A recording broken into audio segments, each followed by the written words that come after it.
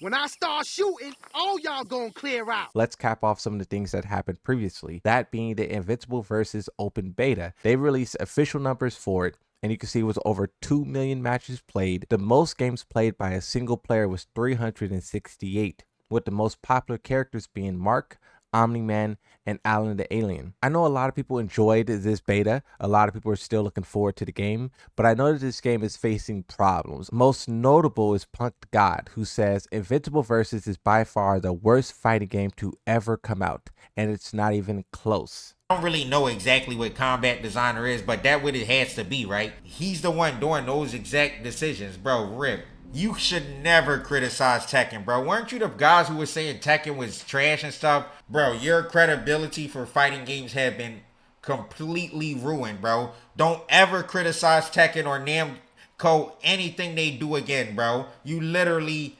designed the worst piece of shit I've ever played, bro. Don't ever criticize them again, bro. What Tekken does is what Tekken do. But you just did this shit, bro. Don't ever criticize Tekken again. But with Punk bringing up Tekken, this is a great segue to Tekken. The first thing that I do want to mention is a couple of days ago, they had this Tekken birthday collection, special wallpapers distribution to celebrate the birthdays. As you can see here, there's a couple of characters. I'll put the images on screen, but they did Fang, Steve, Zhao Yu, Paul Phoenix, Anna, and Marizu. They also say, next time on April 26th, it's Kuma's birthday. Stay tuned. I posted to Twitter that the Tekken 8 latest update received more positive reviews than negative reviews. And now, even though this isn't like a positive review bomb, it's just the one domino falling for players to finally start liking the game, liking the direction that the game is moving in. So it's good to see that Bandai Namco is seeming to be listening. And it's cool that players are finally being heard. And it's also cool to see the positive feedback that the players are passing on to the developers. This positive boost in momentum is also helping Tekken 8 in terms of player numbers. Steam isn't the best and complete metric for showing how the game is performing, but when we were looking at Steam before this update, Guilty Gear Strive surpassed Tekken. And with the most recent update, Tekken 8 has once again reclaimed its spot over Guilty Gear Strive. Not by that much. You can see it's a 7,000 to a 6,000 margin. But if Tekken 8 can ride this momentum to EVO Japan, if EVO Japan and all of those tournaments are great, and then Kunimitsu's release is even greater, I think they'll be cooking once more. And on the topic of Kunimitsu's release date, recently I've been telling a lot of people that my prediction for the release date is the 26th. That's the time when the Battle Pass ends, but also the 29th if they decide to do the early release like they typically do, right? But I've been re-looking at the patterns of the way that they release characters, and I'm starting to think that it really could fall anywhere between the 26th to about like the 12th or the 15th, because one thing that I had to take into consideration is that in the past season battle passes, they would release the battle pass, but they don't immediately start it on the same day. Tekken kind of takes a week break with no battle pass. So if we take that into consideration, the battle pass probably will end on the 26th, and then maybe next week or so after that, Kunimitsu will be releasing. But we really don't have to pay too much attention to that. I just wanted to give you guys a little bit more information there. I'm sure at EVO Japan we'll get a trailer and more information and an actual release date, so we really don't need to guess or anything like that. Now, another thing that's happening, and it's kind of catching a lot of people by surprise, is the way that Bandai Namco is handling cheaters. We know that this has been a problem for a very, very long time. You can go as far back as you want in the online version of Tekken, and people has been cheating. From Tekken 6 to Tag 2 to 7 to 8. And a lot of people was confused as to why anti-cheat software wasn't built into the game. Now, I was trying to, basically tell people that they do have anti-cheat software, and they actually use the same anti-cheat software that Fortnite uses. It's the same company that's credited. The issue is for some reason, it's not all adding up. People were able to slip by, not be detected, not be caught, and it was chaos for about 2 years of Tekken 8. But just recently, it seems like Bandai Namco is putting an end to all of it. Once again, a tweet that I made, you guys can follow me on Twitter. I post a lot of this information kind of early as it's breaking to Twitter. But it says Bandai Namco has begun cracking down hard on cheaters in Tekken 8 following the latest Season 3 update. This week alone, over 40 players have been banned or access temporarily restricted for plugging, lag switching, cheating, and boosting. We also have this EWGF.GG website that kind of categorizes a lot of Tekken data. You guys probably see me talk about this on live streams, or maybe other content creators talk about it in videos. You can see character popularity, rank charts here. You can see currently right now Tekken King is the most populated rank in the whole entire game. That's pretty crazy. But when you click on the Wall of Shame section, this is where it shows the players who have been banned by Bandai Namco or reported by the community to this website. And so far right now, there is 245 people who are currently banned. This is not all the people that Bandai Namco have banned, because some people will be temporarily banned, so the number will go up. But when they are allowed to play the game again, the number will go down. But currently, 245 people are restricted.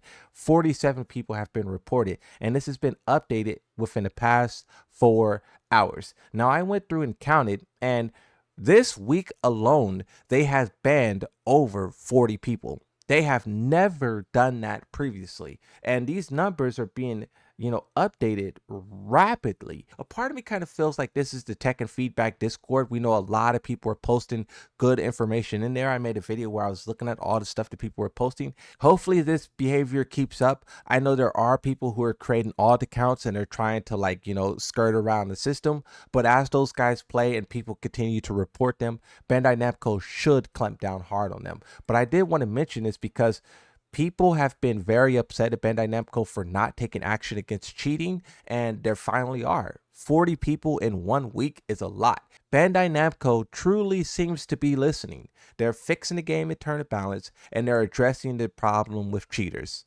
If they continue this, we'll be doing great work in no time. The next major hurdle for them will be with the Kunimitsu release date. I know a lot of people are kind of dooming that character. Me personally, I'm not really too stressed out about it because, if you go back to Fakumram, especially following up what Anna was, we were all dooming that character severely. But they released Fakumram, Armor King, and Mizuru, and those characters are all pretty decent. They're no Anna. So Kunimitsu, if they continue the trend that they established with the characters Fakumram, Armor King, and Mizuru, will be clean selling. No cheaters, good balance, and continuous good DLC characters. Now, on the topic of EVO, I previously reported that they were doing first 10s. This has kind of been revitalized in the community.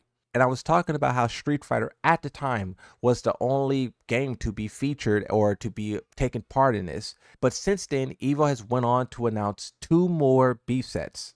One is for Fatal Fury, it's a 1st to 7, and the other is for Tekken 8. We are included. Arslan versus Chikrin, 1st to 7. This will happen 1 day before the actual tournament happens, so I'm pretty sure everyone will be watching. And it's just cool to see EVO embracing this idea of head-to-head battles. It will be cool to see Combo Breaker and other tournaments take part in this idea as well. There's a lot of matches that content creators can't put together, and maybe these tournament organizers can. On the topic of what the tournament organizers can do, you have good news and you have bad news. We're all well aware with EWC and how that would be taking place starting in July and ending in August. Multiple different games will be taking part. Tekken 8 will be participating in week 5. This is a big moment for people to win big money, and it's cool to see Tekken 8 being a part of this. But at the same time, here comes the bad news. They also have this other event, which is Esports Nations Cup, and this one, Tekken 8 is not a part in. And I don't know if the backlash that the game has received made it to where it's excluded from the lineup, or I don't know if just the first year they're having a smaller lineup. But it is kind of crazy to see Street Fighter 6 be featured and Fatal Fury be featured, but then no Tekken 8. So hopefully the game can really turn things around in Season 3. So next time around, we can secure our spot, we can earn our spot, and we could be undeniable. In order to do that, the developers will have to tackle balance. One way they could do that is by attacking characters who skirted around updates for a very, very long time. Arslan tweeted on Twitter, he said, "Lidia feels like one of the most cheapest characters right now. Hope we see some adjustments in the next patch." I know a lot of people have been drumming up a lot of noise surrounding Brian Fury, Law, and also even King. And I think the developers can score another huge W if they address those characters in a following update. There was also this video that was posted to Twitter where a couple of the Pakistani guys, some top guys, they were talking about which characters they believe to be the top 3 in the game currently. Now keep in mind this is at a competitive level, but still this is their ideas. I will play the video in full. Take a look. So Brian, Law, and Dragunov. Number 1 ड्रैगनॉफ, फिर Brian और फिर I think law. Brian है, Dragunov है और I think Steve है. Dragunov, Victor, and Law. Number 1 Brian, Law, number 2, and number 3 Lidia. That's a pretty interesting take. The Brian Furies I expected, the Law I expected, the Dragunov caught me off guard, but it makes sense because some characters have been getting nerfed and Dragunov has been coasting. Same thing with Steve Fox. Steve Fox, to my understanding, have not been buffed, but he also has not been nerfed like some of the others. So by association, he's kind of rising amongst the top dogs, right? That's kind of what happens when a character kind of coasts under the radar. But with these guys establishing these characters as the ones that they feel is the most dangerous, I'm very interested to see what characters people show up to EVO Japan with. Arslan, though, he's been bounced between a lot of different characters, but I personally think he might show up with a Zafina. He's currently, right now, the number 1 Zafina in the world, holding the top spot on the leaderboard. Lastly, I would like to highlight this important detail. It kind of showcases the difference between how PlayStation players spend money versus PC players. And it also kind of emphasizes why Rockstar could care less about their PC audience and only care about the PlayStation, right? Releasing games early and whatnot. Kind of PlayStation doing the same thing because they said that they are kind of doing away with PC releases and they're kind of focusing only on console. And this may be exactly why. Rockstar had a breach in data, and the most interesting thing that came from it is the spending habits of each platform. PlayStation 5 made up a huge majority of the spending costs, how much money they made weekly on GTA Online. Now, even though this is only for Rockstar and GTA, we can assume a similar thing is true across the whole entire gaming industry. Once again, like when I said, Sony is kind of stepping away from releasing their games on PC because it's not really working out for them.